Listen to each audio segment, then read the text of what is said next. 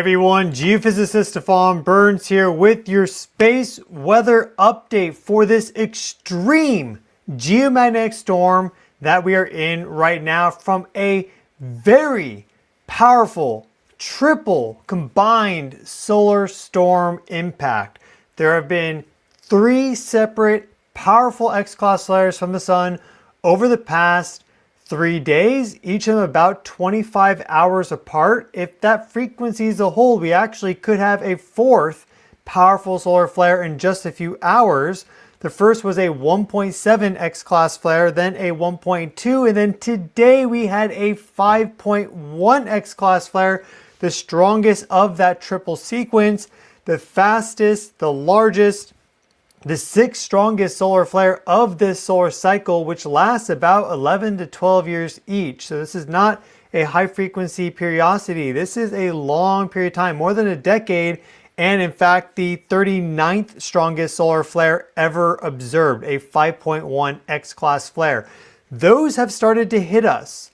We don't think that that 3rd most powerful one has hit us yet. Just the compressed shock region from the first one combined with the second one. What happens is the 3rd one being faster than the second one being faster than the first one creates this really high density shock region.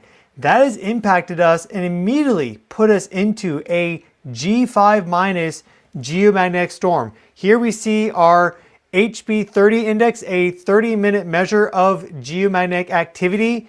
And we see that all these bars here are at 8 or higher except this last one, and you always have to look at the last 2 or so on here as not definitive because the data is still coming in. So we have 8.33. We even have a value of 9.33. The HB30 index goes up beyond 9. Most people are familiar with what's known as the KP index. This is a 3-hour measure of geomagnetic volatility. Now, what does that even mean? That means that there are huge swings in Earth's magnetic field, a protective shield that surrounds our planet that keeps us safe from harmful radiation from the cosmic environment, from the sun, and more. Well, the sun decided to just go basically completely nuts over the past 3 days, launching these huge solar storms out into space from these big explosions on the sun, which we call solar flares. And there were 3 of them, all from Earth direct and aligned with the ecliptic plane. And when you get solar storm impacts, and here's the biggest one right here, this 5.1 coming up. Watch that. That's actually the second one. And then we get our 3rd one coming up right here. Check this out. This is our 5.1 X-class flare. Maybe this reset. There's our first one. There's our 1.7 X-class flare. We have our 1.2 coming up. Right here, we see that this is now the 10th. This will occur at about 9 in the morning. Right there's our 1.2. And then at 10 a.m. on the 11th today, or maybe now yesterday, depends on where you are, we have our 5.1. There we go. So those are the 3 solar flares that have occurred. And what happens is when those finally reach the Earth and impact, it triggers a geomagnetic storm. And one of the most common things that people are aware of is aurora. So right now there is aurora, these ribbons of plasma flowing across the Earth, encircling around the planet in the northern hemisphere, the southern hemisphere, but really the northern hemisphere is in for a treat right now, especially the United States, parts of Europe, because that is where it is nighttime as we speak. I went outside a couple hours ago. I saw the aurora myself here in eastern Pennsylvania. The long exposure really pulled it out on the phone. So if you're in an area this is visible, let's say anywhere like even north of Texas. I mean, people even down in Texas are getting photos. You're not going to see it probably right now if you're in Mexico, but I'm not going to stop you. But we were still able to see it on the horizon with our bare eyes too. Like definitely the hue and the color gradient going from green to red. But the long exposure photography, 3 seconds, 10 seconds, even just with a phone, is enough to pull out some really amazing pictures.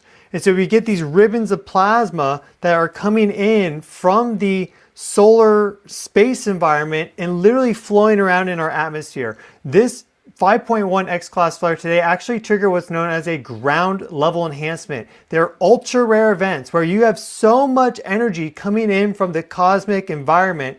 This is proton flux, relativistic proton flux. So protons, positively charged ions, traveling near the speed of light, raining down in, that they actually reach the ground surface, increase the conductivity, and create a whole bunch of neutrons and more. It's called a ground level enhancement. We have very few of them on record, only like 77 or so. So this, I think, is going to be the 78th recorded ground level enhancement. There was one last year. There's one happening. Well, it happened today. So a huge amount of energy coming into the planet. A lot of people are aware of the fact that sometimes we get the northern lights. When we get big impacts like this, they can push down to low latitudes. So tons of amazing aurora shots that are coming in. If you want to go check them out, go to my Twitter page, which is at Stefan Burns Geo. That's STEFANBURNSGEO. It's linked in the video description. Tons of people are tagging me with their photos of the aurora. If you live in a spot that has clear skies and you're far enough north, right, you're probably not on the border of Mexico, you may want to try seeing it yourself, because just point your camera north, you'll probably get some aurora. But check this out. Here's where things get crazy, all right? You want to see something nuts? Check this out. Here we see our magnetic field map from before the impact to up to the present moment, okay? So you see a very slight ramp up in activity. We're measuring the magnetic field swings going up to 400 nanotesla and beyond, right? Watch this though. Holy Jesus. Oh my God. That is the craziest I have ever seen this space weather model react. This magnetic field perturbation model, I've never seen it do that. Effectively, this is taking all the different data feeds from a whole bunch of ground-based magnetometers and plotting the data points, interpolating in between. So this is a fairly accurate representation of what's happening with Earth's magnetic field right now. So again, it was normal, and then it ramped up, and then boom, pure chaos. Like really insane, sudden magnetic field perturbations came in. You see that they're mostly condensed in the high latitude regions of the planet, but even going down here to the equatorial zones, we're seeing big magnetic fluctuations on the order of 200, 300, 400 nanotesla. That's very rare. This is a very special event that we're living through right now. We do not get this every single day. And we already have problems. For example, I believe it's Guadalupe, perhaps, or the Dominican Republic, I think it is, that's having a island-wide power outage right now. That started from before the storm, but it did trigger when that 5.1 X-class flare occurred, and that radiation storm that also was an S3 radiation storm. And that's one of the things with these geomagnetic storms, there are real world consequences to this. So beyond just seeing pretty lights dance around the sky, that's what we hope is all that happens. There are a variety of biologic effects. In general, having this energy come in is biologically stressful, because if you know anything about biology, especially like molecular and atomic biology, you understand that the body is very, very conductive, right? We're a big bag of salty water, effectively, and DNA is conductive, and you have cellular voltage gradients that influence cell behavior and DNA expression, the proteins that they make. So changes to your overall electromagnetic field environment at the biofield level and down even to the cellular voltage potential field level, like the electric field of a cell, or even further in, influences the expression of that. So it can all of a sudden say, hey, we're experiencing inflammation. Let's produce a whole bunch of inflammatory cytokines and more. So there's a lot of biologic effects. Some of the most well-documented evidence for biologic effects is those that have heart issues, that have cardiovascular problems, that are older, that are elderly, cardiac infarctions, aka a heart attack. Those are more common during these really extreme geomagnetic storms, but also headaches, dizziness, joint pain, digestive upset, just a whole bunch of things, vertigo, dizziness. These are some very common problems for those who are bioelectrically sensitive, and there's a few reasons why. If you have a precondition like Lyme disease, you're probably going to be more biologically sensitive to these, bioelectrically sensitive, or if you have maybe like lupus, there's a whole bunch of things. So without getting into all that, there are real biologic implications for these extreme energetic events on the planet. There are also societal implications. We have our geomagnetic storm impact scale rating here going from 1 to 5. Well, this is where we are right now. NOAA issued a forecast for a G4. In my video this morning, I said that we had an 80% chance of a G4 and a 55% to 60% chance of a G5. We've had a G5 minus storm. So we're closer to G5 than we are to G4 with what's happened. And it came in instantly, as you saw. Typically, these storms ramp up. This one came in just like a Mike Tyson knockout punch. Basically, that's an electromagnetic pulse. The solar storm can create these events that are so powerful, it's like an electromagnetic pulse going off. Well, look at what can happen with a G5 storm. This does not mean it's guaranteed to happen, but this is what can happen, okay? Blackouts or complete collapse of power grids are possible. Navigation systems may be out for hours or days. That is GPS. Aurora may be seen as low as Florida and southern Texas. I know right now we're getting reportings of aurora to like Oklahoma, Missouri. Really good aurora sightings up in like the highest latitude states in the continental US. So it's really a it's extreme. It's an extreme geomagnetic storm.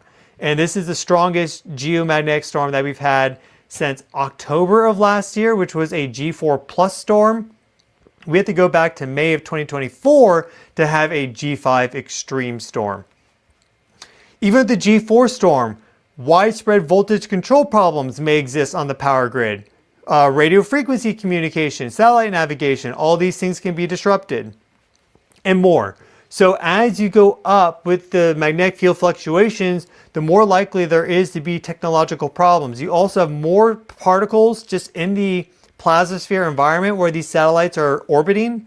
So that can increase the drag on them and cause them to deorbit because they don't have enough fuel to keep their trajectory, right? The only reason why they're out in space is because they're going very fast. You increase the plasma density a lot, all of a sudden drag, they come down lower in orbit, boom, right? They're now raining down in, becoming space junk. They can also experience deep dielectric charging where you have these very powerful voltages build up in the satellite. They arc discharge short circuit and then the satellite basically malfunctions, and what happens is it burns up again or just goes offline and then burns up because it can't actively do redirects in its orbit and orbital maneuvering and such. So that can affect services like Starlink. Telecommunications are often affected during these really powerful geomagnetic storms. We see sometimes outages with like Amazon or different big technology companies or web services. So be aware of that. And how this occurs, these blackouts or complete collapses of power grids, which is possible, right? How that occurs is these magnetic field fluctuations generate really strong electric currents, which can overload these systems because they have finite tolerances where we run at 800 volts and maybe we can take a surge up to 850, but we like to stay at 800. Well, all of a sudden you get this geomagnetically induced current or a GIC of a strength of 500 volts. That's going to take the system offline, blow out a transformer. You blow out enough transformers around a place, the power grid's going down. So we are just now at the beginning of this impact. Again, if we go back to here to our HB30 index, we have 1, 2, 3, 4, 5, 6, 7, 8, 9, 10. So it's 3.5 hours right now. We went straight from these levels here that were active to immediate extreme geomagnetic storming. These voltages and these problems with the power grids take time to develop typically, though that initial EMP shock wave, if it is that severe to exist, can immediately knock some things offline. That is certainly a possibility.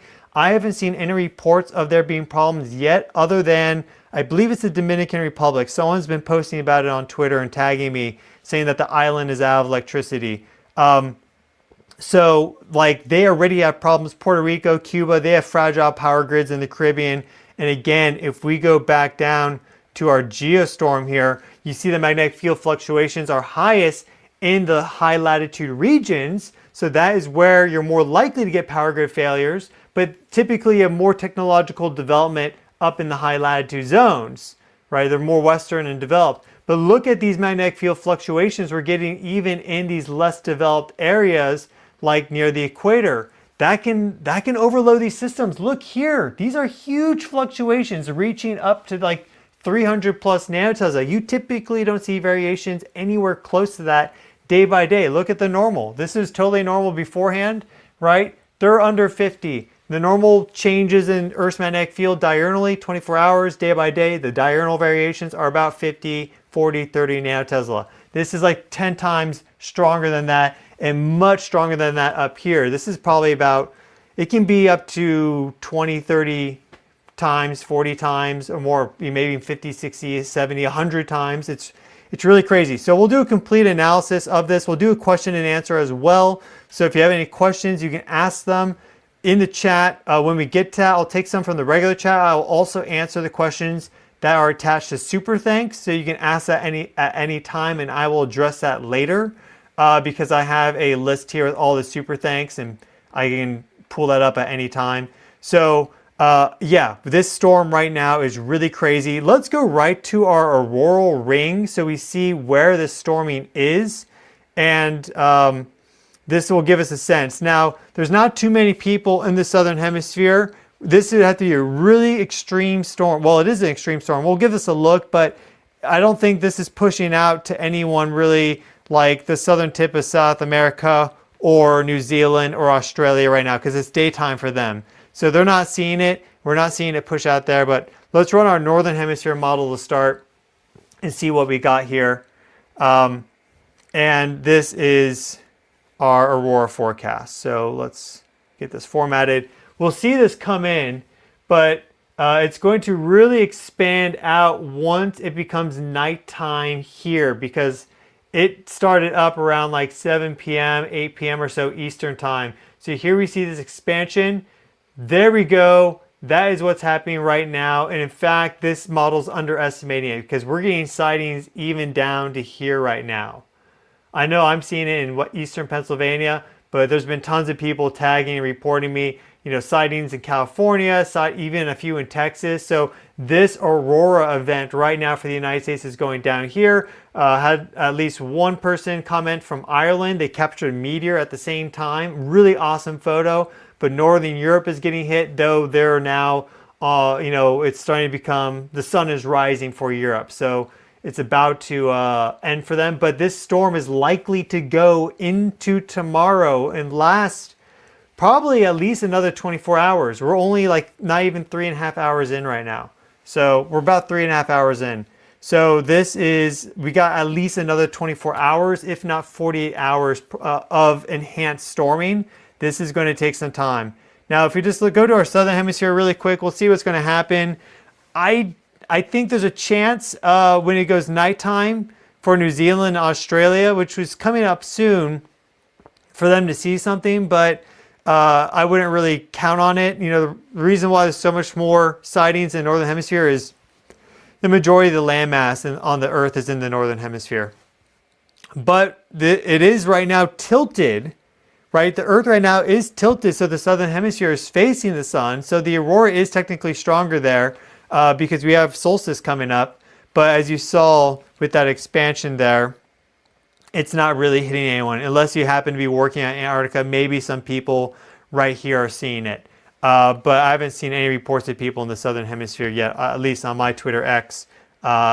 That's not a conclusive a group by any means. Here's our real-time solar wind data, okay? This is insane. Let us do a breakdown as to what's happening here because this tells you a lot. There's a whole story here, all right?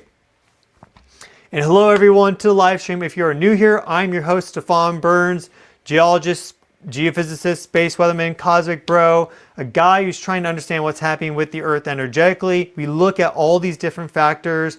I do regular updates as to what's happening here on Earth. Right now, the big thing is this G5 minus geomagnetic storm, a very rare event. We've been forecasting this for a while. Back actually months and months ago, I said we were likely to see a second peak in solar activity in fall. I had some reasons for that. That turned out to be true. We're seeing it right now. And then back in July, we started forecasting pretty specifically that we are going to see very likely enhanced solar activity here on Earth for this time frame. And well, now it's happening. So I've been explaining all that in my videos as I've been going. I'm not going to do a complete recap synopsis right now for new viewers as to why I made those forecasts, but the receipts are all there with my videos. Regardless, we're doing a live breakdown as to what's happening right now with this G5 minus geomagnetic storm. What can you expect? There's aurora viewing possibilities across the United States. If you live in northern latitudes, make sure you go outside, do some long exposure photography pointed north. You may see something if you have clear skies. Probably not going to see if it's cloudy skies. I know it's cold and cloudy for a lot of parts of the US right now. But also, you know, there is a risk that over the next 24 hours, 36, 48 hours, we have some problems, some technological problems. We hope that's not the case, but it's very possible. And we also have some areas on the Earth right now that are looking very prime for some big seismic activity, primarily Japan. Like we could have a megaquake coming. This isn't helping. All this geomagnetic flux, the S3 radiation storm, now S2, the ground level enhancement, all that is not helping the earthquake situation. Okay, it's only like making that more likely. Okay, so the people that say there's no connection between them, when you just supercharge the earth with energy from the sun, right, the earth is more likely to do something big as a result. It's not helping the situation. Here we have our real-time solar wind for the past day, and we see that our values from before this impact have effectively flatlined because of how intense this impact has been. And it's now re-strengthening. So it came in, normal values are 5. We see that right here. We see this jump up from 5 to 10. That was the first baby little impact. I posted about that on Twitter saying, guys, it's coming. Then we see it immediately leapt up here, 57 nanotesla. That's now 10 or 11 times stronger than normal. And in fact, the highest value that I saw was 63 nanotesla. So huge, huge, huge increase in the magnetic field strength of the solar wind sweeping by the Earth. The key here as well, you'll see, is that the solar wind density even went up to 106 particles per cubic centimeter. Normally, it's about 5 to 10. And 10 is actually pretty high for normal values. Usually, it's in this like 3 to 7 or 8 range. 100 means that there was a massive wall of plasma that was compressed by these solar storms, which swept by, triggering that EMP effect. That is why this went up instantly to a G5 minus storm. We're in G1 conditions right now. And the other important component is that the magnetic field configuration connects easily to Earth's magnetic field like Legos. You need that little circle on the top and the other one needs an indent on the bottom for them to connect. That's what happens with Earth's magnetic field to the solar wind when this is in a negative polarity. And so we had that nice connection triggering this really powerful extreme geomagnetic storm. And the lowest field value that I saw for the southward component, we just saw negative 55 there. So really, really extreme impact. Density going up to over 100. We see the velocity spike to 700. Now the readings are kind of chaotic because we're in the thick of it. And as well as this is a 1 hour lag time, roughly. Maybe now it's about 40 minutes because this data is coming in from a probe that's 1% the distance from the Earth to the sun. So it gives us usually a 1 hour heads up based off of the velocity, but right now it's probably more like a 40-minute heads up. So we're just now seeing that our strength is starting to increase again. Let's switch this to our 6 hour view. And we see that our interplanetary magnetic field strength is still 45. That is still 9 times stronger than normal, nearly an order of magnitude. And our southward component is negative and increasing. So it's negative 10 right now. It's going down. We're entering very likely into the second phase similar to this. So this is just getting started, right? You usually don't get these power grid failures if they exist in the first 20, 30 minutes, 2 hours, 3 hours, though you can have a really powerful EMP effect. We did. Nothing's gone offline yet, but It's when they start to build up over 6 hours, 12 hours, 18 hours. Now you can have some problems. So this is very much in the cards for right now. Very much in the cards for right now. Really absolutely insane activity. Here is our data for the ground level enhancement, because this is very rare. You do not see these every day, which is why it's worth mentioning, because it also directly affects us. For those that are biologically sensitive, a ground level enhancement is probably the worst thing that can happen, because this is where the particle flux is actually reaching the surface. Typically, these high energy particles, they interact in the upper atmosphere. So they're flying through and they have a probabilistic interaction with something else. And then as a result, the very high energy one loses some energy, and the gas molecule it interacted with, let's say a nitrogen, becomes ionized. And then that particle, high energy particle, keeps going on, has another probabilistic interaction with another thing, and it spreads its energy out. And typically they won't make it down to the surface. So they'll kind of burn up, you could say, in the zone of like 300 kilometers down to like 50 kilometers above the surface. When you have enough of these particles and they have a high enough energy, they're traveling so close to the speed of light, they have so much energy, they will reach the ground and cause a ground level enhancement, charging up the troposphere, which has a ton of particles, right? There's more density in the atmosphere at the surface than you get up in the ionosphere. The density decreases, but the level of charge increases. So the troposphere where we live, the boundary layer 0 to 2 kilometers up, right, 0 to 5 kilometers up, is very dense but very resistive. Nothing is ionized effectively. When that changes dramatically, like with a ground level enhancement, that triggers some significant shifts in our background electromagnetic environment that affects biology, us, right? But then also that can affect the geophysical system, because there are strong electromagnetic systems under the surface of the Earth. The Earth is very conductive. In fact, there's very powerful electric currents flowing through the Earth, but they can't connect to the powerful electric currents flowing above the Earth because there's a resistive gap in between.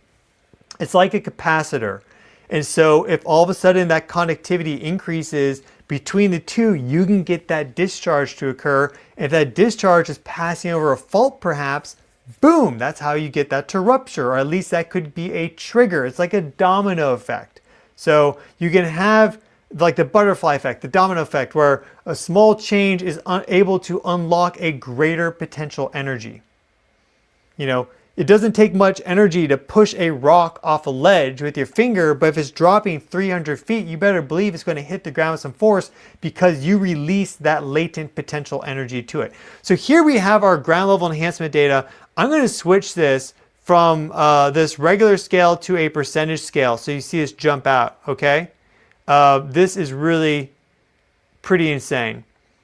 Or maybe it's already, yeah, so here's our relative scale. We see all our different data traces here. Okay, everything was normal. Now if I go back to where we were, we see just how much of an increase this was with this neutron data. So we went up to about a 150% increase with this specific station there. You see that there was a broad zone across the Earth that registered this huge enhancement of energetic flux at the surface, showing that this was a global ground level enhancement event from a very powerful 5.1 X-class flare, which I showed you right here, but we can look at it again. So we have that solar flare.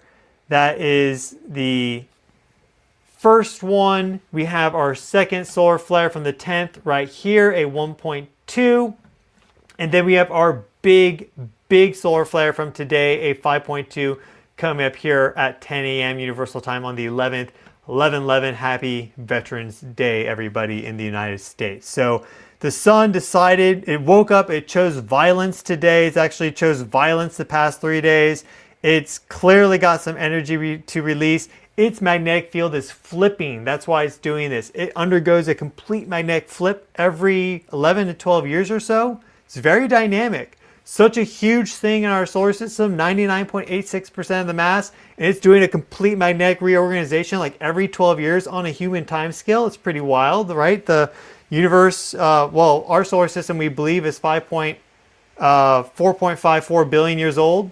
So it's doing that every 12 years. Why not every 12 million, right? It's wild. That's what's happening right now.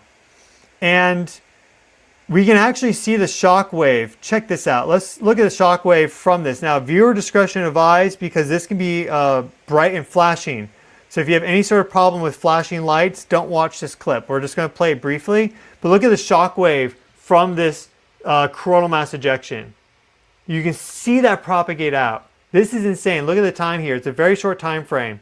And then you see the coronal dimming. That's what happened earlier today. And, you know, it makes sense that when the sun does massive explosions like this, the light radiation hits us 8.3 minutes later, we get a S3 proton radiation storm to go into effect almost immediately after that, and then a ground level enhancement. Makes sense that some people would feel that. If our technology feels it, well, our biologic technology is way beyond that in complexity and also in integrated circuits and more. It's really quite incredible once you learn about bioelectricity. So we've had some intense magnetic field fluctuations. They are now re-strengthening, as we'll see here, with this geomagnetic field model.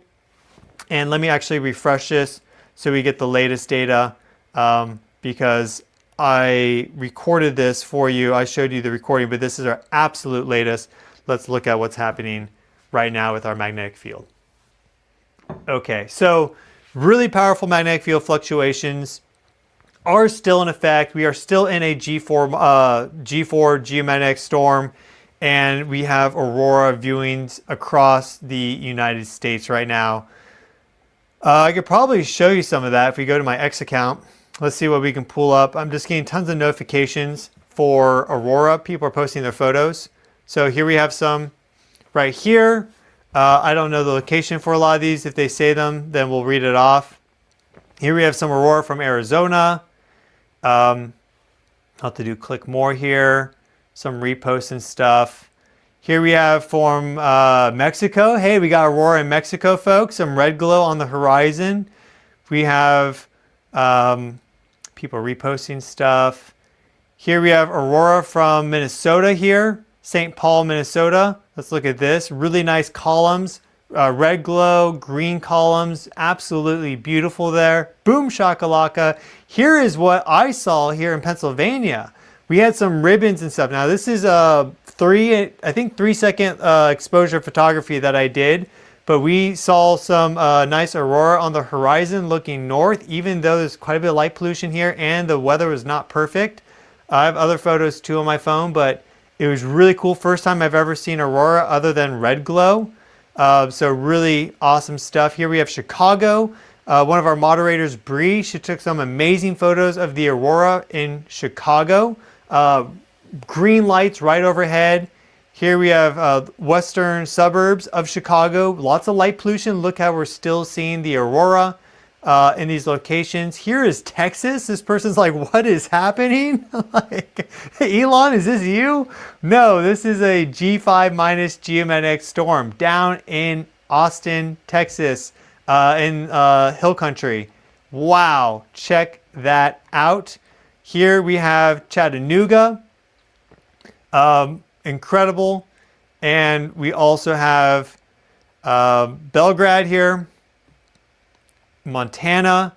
Look at really nice aurora up top. We have some red glow and then some aurora further down. There's different bands and there's quite a bit of structure to aurora because there's air glow at different levels of the ionosphere and different elements and compounds light up to produce different colors. So it can be, there's quite a lot of science to it, but at the end of the day, this is effectively all plasma that we're looking at, right? This is highly energized matter, the fourth state of matter, now extremely energetic, moving, vibrating, resonating in new and unique ways that is typically not seen, especially when it goes so far south.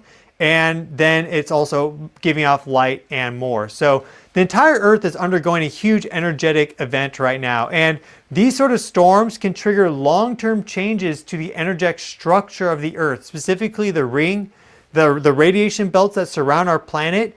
After a storm like this, we'll probably see a multi-band structure where you have not just 2 bands like normal, but you'll see probably 3 or 4, and it'll last and persist for months. So we see really long-term geophysical changes after these storms. So it's not like it's just a 2-day thing and then that's it, nothing happened. Like, this is really fascinating from a variety of perspectives.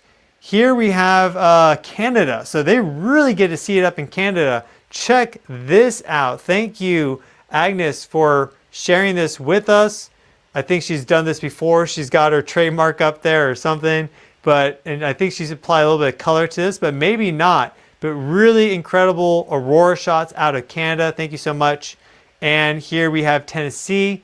Beautiful shot there. You get the magenta and the purple, the red, the green. That is a classic shot of aurora. You may be seeing that yourself in just an hour or two, depending on where you live. This is down in Georgia. Red glow on the horizon to the north in Georgia.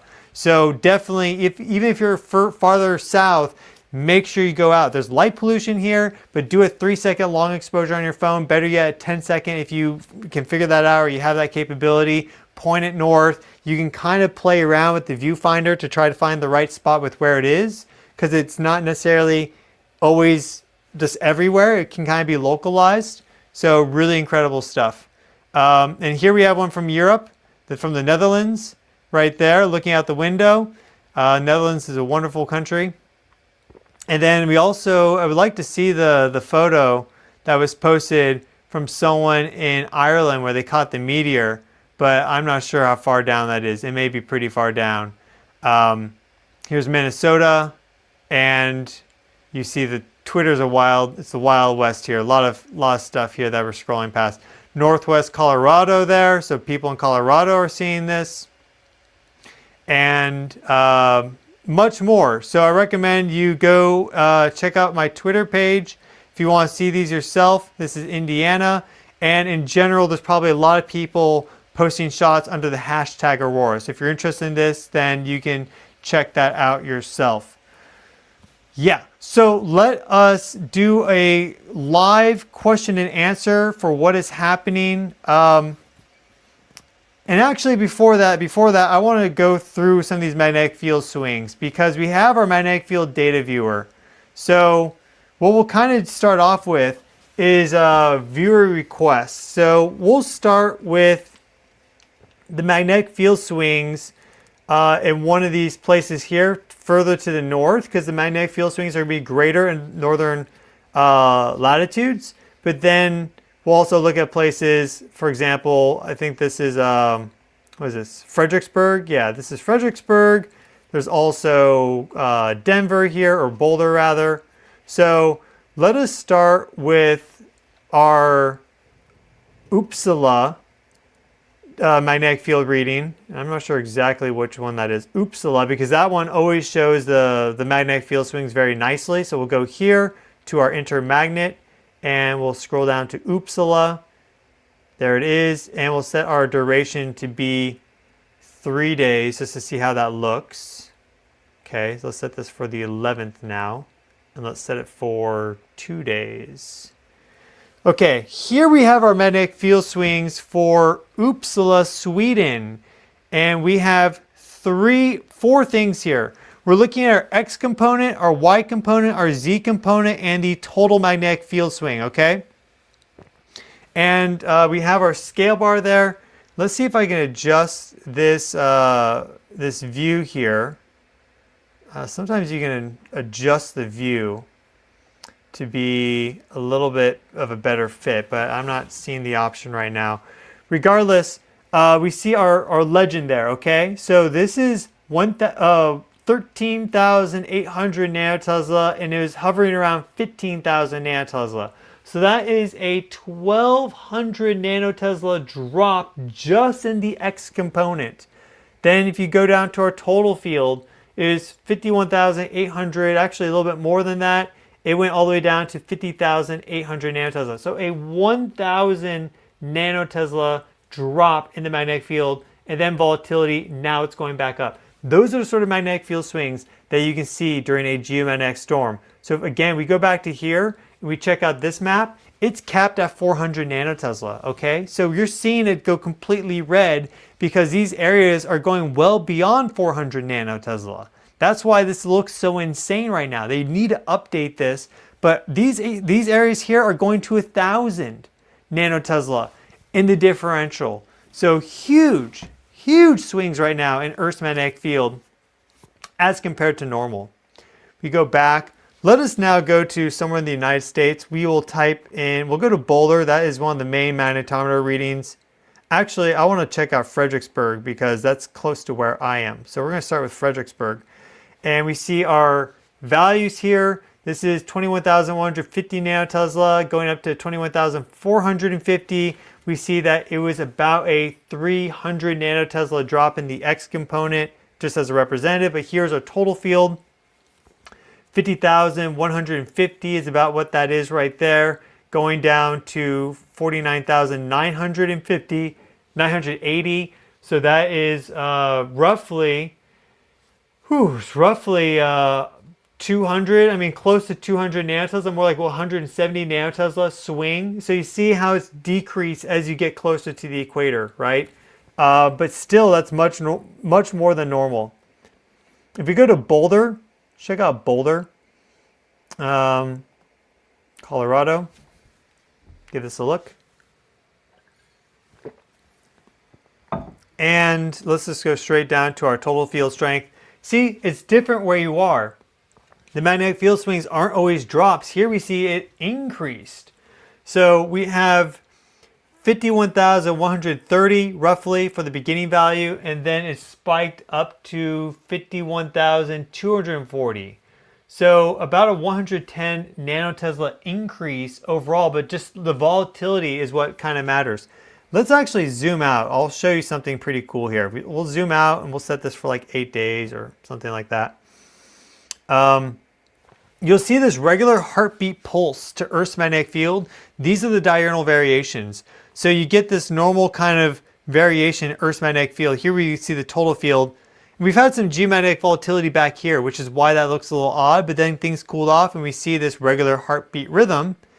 Now you look at that. So imagine you have your heart, it's doing its normal thing, right? Boom, boom, boom.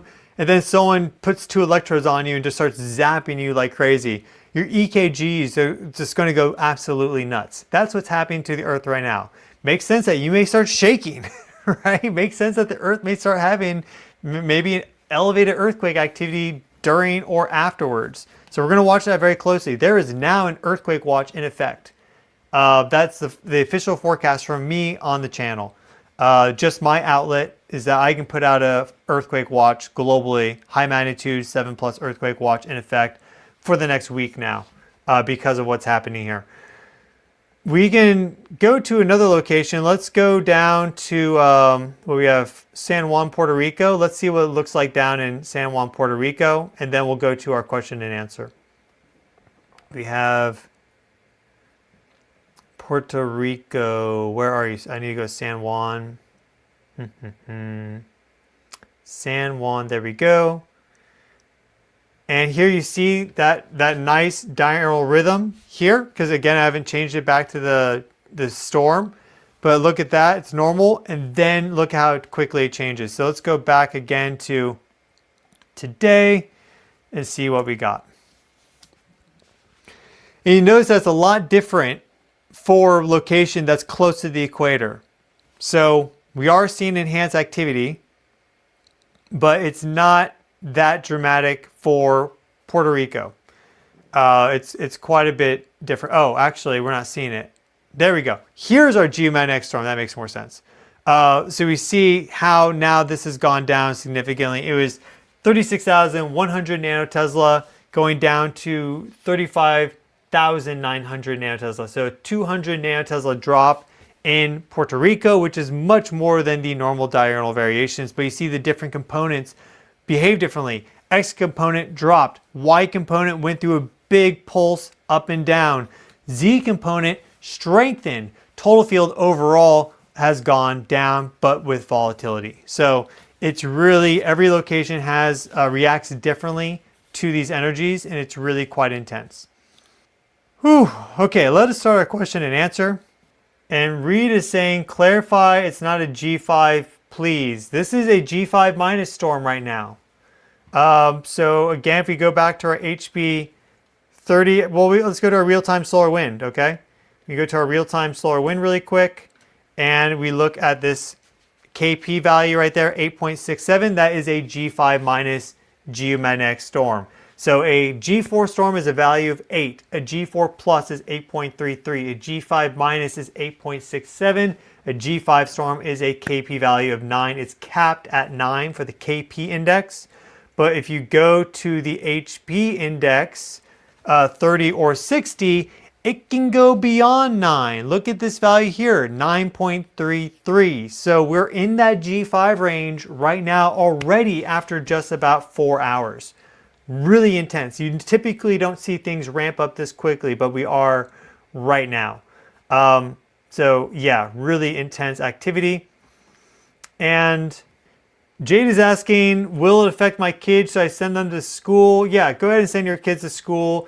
Unless, I mean, they come down with a cold or something, or they're showing like crazy problems. Like, I'm not here to scare people about the health concerns. It's more just bringing awareness to the fact that these sort of energies from beyond our Earth can affect us biologically. But you have to be sensitive to it. You have to be in tune with it. Especially if you have a precondition, you're more likely to feel it. I generally feel more amped up from these energies. So there's also a lot of good things. More creative, amped up, energetic, more powerful and strong. Like if I go to the gym during a storm like this, I'm usually lifting stronger. But I make sure to generally lay off the coffee, right? So if there's a storm going on, I'm not going to be chugging the coffee in the morning because that's going to spike cortisol, and this already is spiking cortisol. So your kids will be fine though. I wouldn't go crazy worrying about that.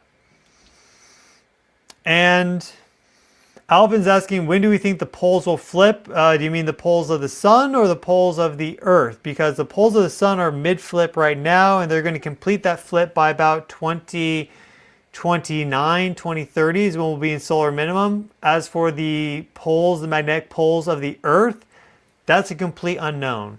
Anyone that's telling you that they know when they're going to flip is lying to you, because we don't know when that's going to happen, whether it's going to be 100 years from now or whether it's going to be 10,000 years from now or 50,000 years from now. We don't know. The last geomagnetic reversal was 780,000 years ago. We've had excursions that got close to reversing, but we didn't get a reversal now for 780,000 years. So we could be waiting for a while. Tara is asking, how long do we think this storm will last? I would say at least another 24 hours. So what's happened effectively is that we've had these three storms combined together. 1, 2, 3. And the first one was the slowest and the weakest. The second one was faster and stronger. The third one's the fastest and the strongest. So effectively, kind of the deal is that each one is piling onto the other and increasing the plasma density. So that's why we had that plasma density go up to 100 so quickly. Because while the other ones, like the third one, hasn't swept by yet as far as we can tell, it has helped condense the two in front of it to be more dense and structured and powerful. So I think we got probably another 24 hours minimum when of this activity. It'd be surprising to me if it didn't wrap up in earlier than 24 hours. If it wrapped up in 12 hours, I'd be really surprised. The other thing to keep in mind here too, let me show you this, is our solar flares. Again, I kind of showed you the sun already, but look at the reoccurrence interval. 1, 2, 3, 25 hours effectively in between if you take the average. Well, are we going to see another one in 25 hours? Well, not 25 hours, 25 hours after this one, or maybe 24, 26, whatever, right? Are we going to see another solar storm tomorrow? We could. Eventually that sunspot's going to rotate out of view. So that time window is closing, but we could get 1 or 2 more storms to launch our way. We certainly could. So we're not out of the woods yet. Look at how our baseline X-ray flux is elevated. So it's elevated. There's still this popping, crackling activity there. This really, see how it's different though? It looks like it's cooled off more than it did with the last one. This really much is indicating that something big was coming, but we're starting to ramp back up a little bit. So we could have more solar storms coming in beyond just the 3 that have pancaked together, which are sweeping by right now. Will this hurt my credit cards? Only if you max them out. Your credit cards will be fine. Trust me, they will want to collect their money. I would just go totally off the grid if you want to avoid that. And I just had to scroll through a ton of questions because the chat is so active. 21,000 of you here in the live stream. Thank you all so much for being here. I'm your host, Stefan Burns, geophysicist, geologist, space weatherman, cosmic bro, human being, all the things and more. Is it safe to fly? Good question. So if there were planes dropping out of the sky every time there was a geomagnetic storm, then we would know about it. So in that context, it's fine to fly. I can say though, just my personal experience is that when I've been flying, when there have been really strong solar flares and or geomagnetic storming, I don't enjoy my flight. Because when you're higher up, you're getting more this energetic flux. And I've had some experiences where I just feel really faint and dizzy, and I didn't enjoy it. Now, standard practice for me now is to always take a Dramamine when I fly, just totally cut the chances of there being any sort of like motion sickness or whatnot, and that seems to help. But they also reduce the oxygen percentage in the cabins because they depressurize it to like 6,000 feet up or something. So you're getting less oxygen, you're getting more energetic flux. So if this is going to be too much for you health-wise, then it's not really a good idea to fly. Especially if you're a sensitive group and you have heart issues or things of that nature. I personally wouldn't do it if I was in that situation. If I was 80 years old with heart problems, no way I'm getting on a plane during a big storm or when there's a lot of solar activity. But are planes dropping out of the sky during these things? No. Or if they did, that'd be a serious problem. So we know that's not an issue, thankfully. Good question. It all depends on you and your health and your wellness and everything. Oh, I see 2K as well. Yeah, it's probably 21 because we have people on Twitter here as well, or X. So there's probably, I guess there's about 9,000 people from 10,000 people from X. Hello and welcome everybody. Good stuff, good stuff. So let's go to our questions from our super thanks. And all day blackout here in the Dominican. Lights came back on just now. Can't help but to assume it's from the solar activity. Very possible. Depends on the timing with that flare. It's coincidental for sure. So maybe it's not related, but certainly with the ground level enhancement occurring today, right after that flare occurred, you don't need the geomagnetic storm necessarily if you have a GLE. So glad that the power is back on for you, and I wish you the best. Thank you, Sherry, for the super thanks. Thank you, Jason, for the super thanks. Happy 11/11, everybody. And Younger Hill, thank you for the super thanks. I've recently found you talking about the sun, the planetary alignments, earthquakes, even 3 at Atlas, keeping you on my notifications. Thank you, my brother in Christ. Well, God bless you, and thank you for joining and for your super thanks. 50 memberships gifted by Youper and a $50 super chat. Thank you so much. You are awesome. We appreciate your support here. We have a very lively community that's supportive of each other. We'd love to see you around if you're new here. So if you like the video, subscribe, that sort of deal. Set notifications if you want. I'm not going to badger you about setting notifications. If you just resonate with this, if you like it, come back again. We're happy to see you. It's all about resonance. Not about brainwashing or anything like that. Thank you for the super thanks, LAB. Everyone's learning. That is the goal.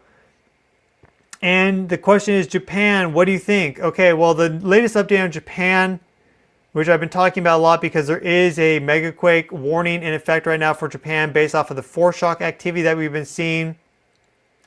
Well, we just had a 4.9 here.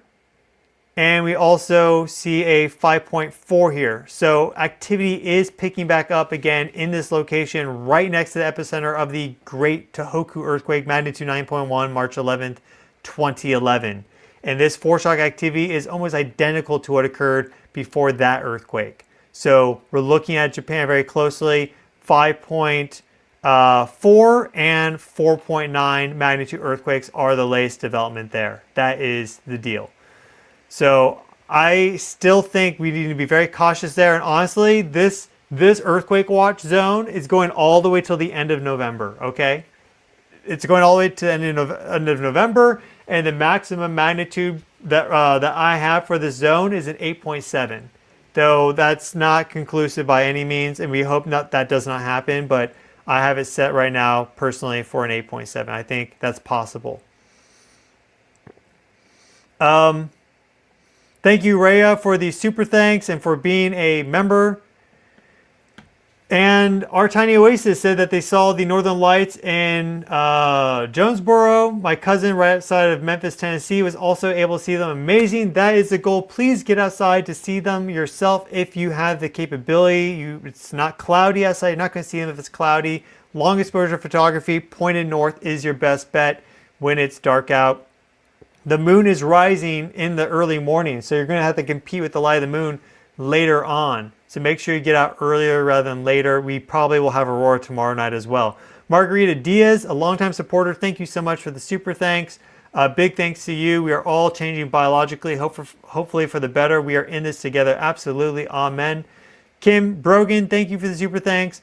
Will Southern Australia see aurora? Asks Tigaro. And possibly when it goes nighttime, if we get another big push to G5 or G4, G5 conditions, if you're far enough south, it is possible. I would certainly try. Just make sure you are looking to the south because that's where it's going to be. Thank you for the super sticker, Midnight Cry, and the cook. Thank you as well. God bless you, Sarah. And a big super thanks from Yara. This is 99 euros. Thank you so much for the super thanks. And as is, thank you for the super thanks from Australia. Thank you for support. Code Red.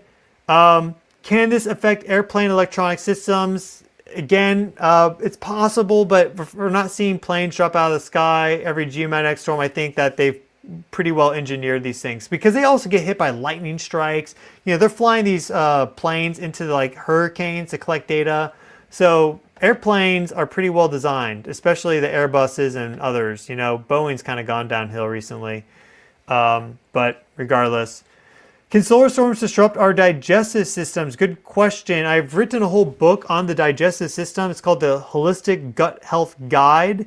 That's available on my website, earthevolution.com. I don't talk about solar storms and gut health in that guide, but there is a very strong connection because the gut is very biologically or bioelectrically active because the peristaltic rhythms that move food through your intestines, right? Those smooth muscle contractions are all based off bioelectric currents. And the autonomic nervous system. Autonomic nervous system is all electric. So when you switch from parasympathetic to sympathetic, you go from rest and digest to fight and flight. So yeah, it can totally change your digestion. So I really don't recommend three things when there's a big storm or solar activity. Don't drink anything that is going to trigger your adrenals and cortisol. So limit the caffeine. You know, keep it within reason or cut it out. B, I would not eat meat. Meat just seems to not digest better or well during big storms like this. So keep it plant-based. And C, just reduce your intake. You don't need to eat crazy huge meals. Don't be snacking all the time. Keep it a little bit more spaced out, smaller meals, lots of water. That's what I would recommend. And if you do that, you should be good. Now, what are the odds that another flare hits tomorrow? I think it's pretty likely that we get another one. Is it going to be an X5 or something like that? Who knows? We may not get an X flare. We may get an M flare. We may get nothing. But I would put my chips. If I had to bet, if I was a betting man, I would put more chips on there being a significant solar flare than there not to be one tomorrow. And has the X5 hit? Amazing aurora in Ireland. Awesome. Yeah, I think it's going to be hitting very soon. It seems to be coming in faster than expected, but it does not seem to have hit. It's also just in general difficult to tell and to separate these different coronal mass ejection structures based off of the real-time solar wind. It's a bit easier once you have all the data. We're still very fresh into this, so I personally, I'm not seeing it, but that would be pretty record transit time for it to have hit already. So I don't know. It has not hit yet, but it's going to be hitting soon. Thank you, Eyes Open. And will a coronal mass ejection save us from the AI apocalypse? Maybe that's God's God's plan and why the sun decided to choose violence today, because it was like this AI stuff. We can't have it. It's all about how you use AI though. So, you know, it's great for crunching numbers.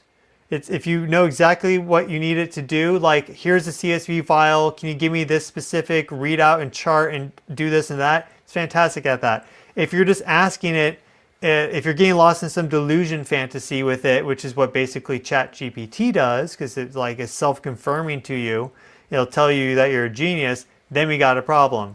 And there's some like crazy things that ChatGPT has said as well, like, yeah, I'll kill all humans to save this, you know. So it's wild. So is it going to save us from the AI apocalypse? I don't believe in the AI apocalypse. I think that I choose the higher timeline, the higher frequency. I believe in hope. I think it's going to work out for us.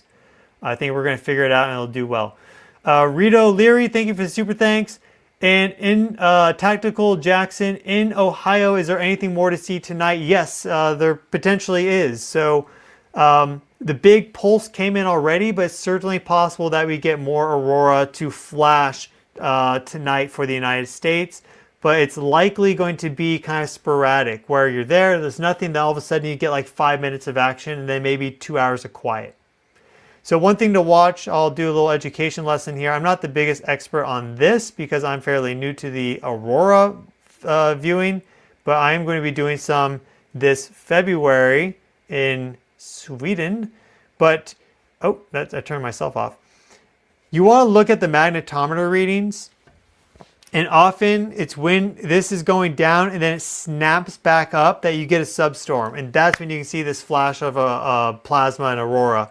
So watch the magnetometer readings closely and see here, this is 6 hours ago. See, I went down and then it was very volatile, snapped back up. That's when we had the big burst of aurora. So that's kind of the thing to watch. You want to see this go down, and then when it bottoms, that's the time to get out because the magnetic field will snap back and you get the substorm. So that is one way to track this with some degree of certainty, you could say. And is it possible to see another coronal mass ejection from this spot? Certainly, I answered that in the prior question. So yeah, I think there's a high likelihood of that. Thank you, Eli, for the super sticker. Is this affecting wildlife like the birds? Good question, Kim. Yes, birds are magnetoreceptive. Whales, dolphins, sea turtles, insects, bacteria, most things on this planet have some ability to sense magnetic fields, some more than others. Birds use it for navigation. Probably even like butterflies, right? How do monarch butterflies undergo their migration? It may be through magnetic fields. We really don't know. We know that there are magnetosomes in the human brain. These are organelles with magnetite crystals in them that align to the magnetic field. So when there's big magnetic field fluctuations, you better believe those magnetosomes are pulsing at and undergoing these field alignment changes. And guess what? They connect to the cell membrane and now they induce these vibrations in the cell itself. So yeah, this is affecting wildlife, birds especially. And can you please do a video on antipodal earthquakes? Thank you, Matt, for the super thanks. I have done some videos before.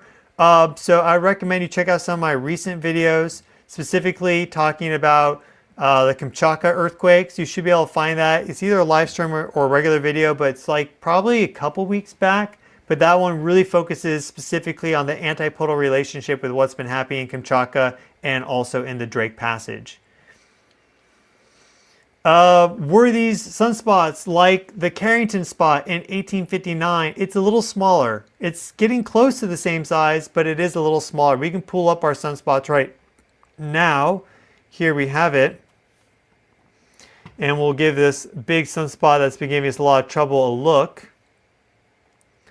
And we see our big, big, big sunspot right there. So that is not the same size as the Carrington sunspot. It is close though, but it's not the same size. But look at the size of the sun overall. This is many times the size of the Earth.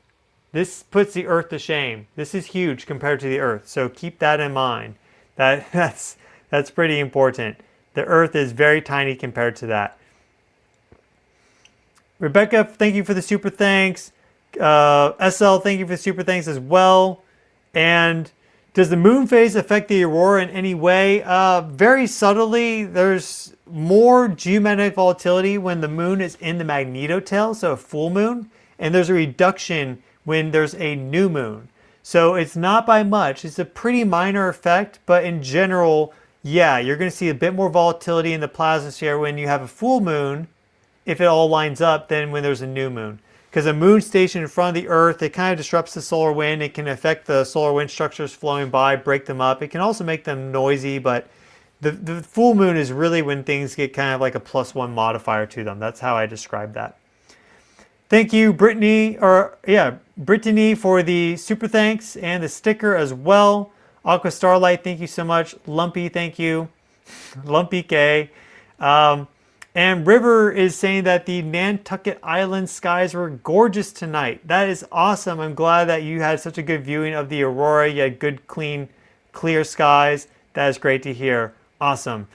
I'm going to Japan on the 25th for 3 weeks. Nice knowing you all. We wish you the best of that, Hexa. I really hope nothing happens there, but it's good to be prepared and aware because it's looking very reminiscent to what occurs before big earthquakes. So just be very mindful. 25th is quite a ways away from now, thankfully. Another one from Aqua Starlight. Thank you so much. Bad bites. Eat grass. Cows do it and they are fine. Yeah, plant-based right now during a big storm is the way to go. Everyone has their own diet, their needs, etc., nutrition requirements, whatever. But in general, when you get these sort of big energy impulses, it's good to eat plant-based. I just find that just helps kind of make everything a bit easier. So like tempeh, like a tempeh sandwich, that's what I had for dinner tonight. Instead of having some big meal with like steak and potatoes, you know, I made tempeh sandwiches, which is the fermented soybeans. Super good for you, high protein, high fiber, really good stuff. So we aren't cows though, but we pray for the cows. Thank you, the cows. God bless the cows. Could we be seeing a rogue wave effect caused by the faster flares catching up to the first flare? Yeah, effectively that's what we're seeing. They call it often a cannibal CME, where it's like gobbling up the others. But really what happens is that they pancake. So they pancake together and they sweep by successively. That's what we're seeing right now. Thank you for the super thanks, Doug. One little drop in the ocean. Is the sunspot going to send more flares to 3i Atlas when it lines up again? Good question. That is very possible. It's going to be rotating towards 3i Atlas over the next week or so. So in about a week, it's going to be lined up with that interstellar object. This sunspot first triggered its activity exactly during the superior conjunction of 3i Atlas with the Earth. So we had the Earth right here, okay, Earth, then we had the Sun, and then 3i Atlas, right, in that alignment. That's when this sunspot also was aligned up, and boom, it blasted straight out to it. It's been active ever since. So now 3i Atlas is over here, and this will be in alignment with 3i Atlas in about a week, and I would not be surprised if we see heightened activity going all the way through that. Did 3i Atlas see the sun for energy via its anti-tail? We don't exactly know the dynamics as it relates to how comets and the sun interact. I've seen too much evidence that's bidirectional. Most people think it's only the sun affecting the comet, that there's no pathway back. But we see time and time again that solar activity gets enhanced when comets and or interstellar objects get close to the sun. We've seen that with A6 Lemon. We've seen that with T1 Atlas, 3i Atlas, Shuchen Shan, Oumuamua. So there's a whole bunch. I could just go down the line if I want to.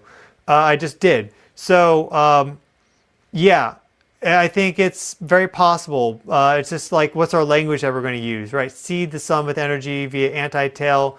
There's a lot of ways we could explain it. So I think it's possible. Aqua Starlight is asking, what is the potential for people undergoing surgery? That's a pretty advanced question. I'm not a medical professional, so I would seek out a professional opinion on that. But it's, in general, it's activating our sympathetic nervous system. And they've shown with surgery that if you get a surgery in the afternoon, for example, your healing times are reduced as compared to getting at night, because at night your circadian rhythm is already going down to have you be in a more regenerative state. So it's like if you're getting a big surgery, you don't want it at like 2 p.m. You want to schedule it for like 8 p.m., 9 p.m., even like later. I know it sucks for the doctor, but you're going to have better outcomes as a result. So based off of that data and research, I would think that this would probably affect surgeries in probably not a good way. But you'd have to be really sensitive to it. No one's done that research as far as I know. But we can maybe, connect some dots. That's the most I can do, again, to speak to a medical professional. How can we trust your word? What have you accomplished in the past in science? Well, I went to school for geology, then immediately went to the geophysics workforce. That was my standard job for a while, doing GPR, seismic, and magnetometry, and then rose up to about what they rank as like a senior geophysicist before I decided to bugger off because I wasn't feeling fulfilled there. And then since I did that, I've actually learned a lot more because I'm basically now reading research papers every day, digging into the data. Whereas with a normal job, often there's like mundane tasks with like, oh, you're in the office, you're talking to this person, you're filling out your timesheet, whatever. So, I think we're moving beyond like labels and qualifications and PhDs and stuff into a new era of just like, what do you actually know? Because we're seeing a lot of people have PhDs that don't mean anything.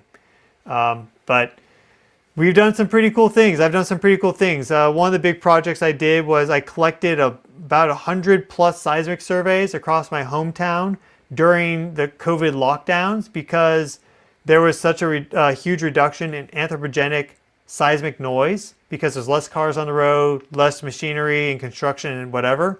So I took that opportunity to collect 100 different surveys around my hometown to map the subsurface geology, create a 3D shear wave velocity profile map to understand earthquake risk and more. So that's one example of some of the things that I've done. How can you trust my word? You got to do your own research. That's the last thing I'll say there. Thank you, Balance Runner, and thank you for the very generous super thanks.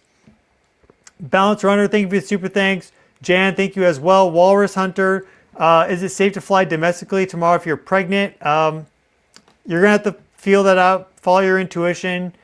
Yeah, it's going to be a big storm tomorrow with potentially solar flares. So if it's a short flight, I wouldn't sweat it. If it's like 6-8 hours or greater, I don't know. I wouldn't do it. I'm not flying. I've canceled my flights. I'm going to fly in a few days after this is all done. But that's me.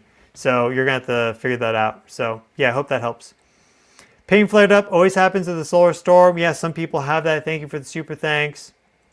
And Carol, should we use grounding mats? That's one way to help relieve these energies, to ground and balance your bioelectric field. That can be useful. Just make sure that grounding mat is connected to a ground rod placed outside, not the home electrical system, which is contaminated.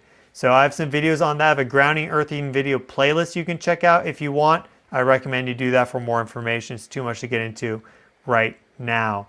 Can Hawaii see aurora? It's possible, yeah. We saw some aurora in Hawaii with the G5 storm last year. So just because you're on one of the islands doesn't mean you can't see it. You're going to need dark skies. So Big Island's going to be best, or the east coast of Maui, or maybe like, Kauai, some of those islands.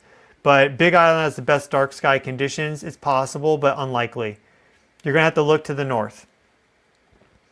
What if the sun's activity is not random and the sun-earth connection is not separate from the rest of the universe, so it looks random, but it isn't? Yeah, exactly. That's what I'm talking about on the channel all the time. Yeah, so once you open up and you realize this, it makes a lot of stuff make sense. Like it just really clicks into place pretty quickly. Marco, thank you for the super thanks, and wish you the best down in sunny Mexico. When would it be time for a Faraday cage? We would need something big for that. And a Faraday cage isn't going to really protect you from low frequency oscillations. So the best thing you do if you have like electronics like your laptop or your phone is to just wrap that up and get it like a cardboard box and wrap that with heavy duty aluminum foil a few times and put it in there. But that's a pretty extreme thing. If we had a Carrington impact, if we saw a Carrington class solar storm on the sun and we knew impact was coming in like 15 hours, I would do that. I would just take the precaution. But we didn't see that today. So that's kind of when it's time to do that. And Bad Bites is asking, there are no timesheets in research roles. What research did you do? I was doing field work. So when you're in the field, you're filling out hours for where you were, how long, because you're billing hours to the client. So there's a lot of ways to do science. And Brittany, thank you for another super thanks. So thank you so much, everyone, for the support, for joining on the live stream. I hope I've answered your questions.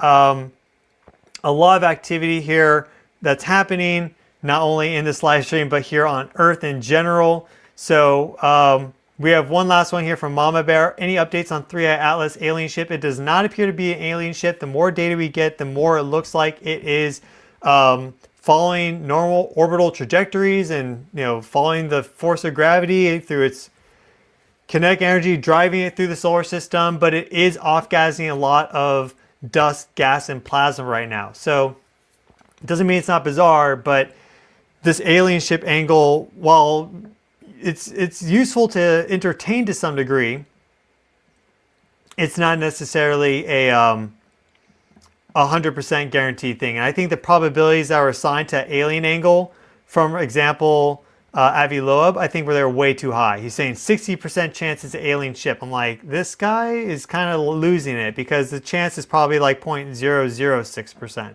But that's my own personal thought and belief based off my research and more. But everyone's got to get. A lot of people like to drum up headlines, and that was his way of doing it, saying 60% chance of aliens. So does not appear to be aliens, but I'll keep you up to date on that. And if something weird happens, I'll be the first to let you know, right? Because I'm open to all the ideas. We explored that angle quite a bit on my channel, but we didn't attach to it. So yes, thank you all so much. A lot happening. I'll be back tomorrow with another update because we're just now at the beginning of the storm. We see it is strengthening right now. Again, back to new levels of G4, getting close to G5. But the strength right now, just to show you really quick, the real-time solar wind. Let's just look at it before we sign off. One last time, right here. The real-time solar wind magnetic field strength is up to 48 nanotesla. That's very strong, 10 times stronger than normal. And the southward component is about -8. So this was a lot steeper earlier, -50 or so. It's not nearly as steep now, but now the Earth is already vibrating. So that's why we're still in a G4 storm, and we probably have at least another 24 hours of geomagnetic storming, though. Are we going to see G4, G5 conditions the whole time? Probably not. Probably going to dip down at points to G3, G2, and then maybe that final coronal mass ejection comes in and shoots it back up. So that's why I'll keep you up to date with a video or multiple tomorrow. So make sure you subscribe to see that. I am your space weather guy, updating you when things are happening like this, looking at all the different factors, bringing it together. If you enjoyed the video, smash that like button, help the channel grow. You'll get intermittent updates in between all this on my Twitter X account. So that's Stefan Burns Geo, linked in the video description.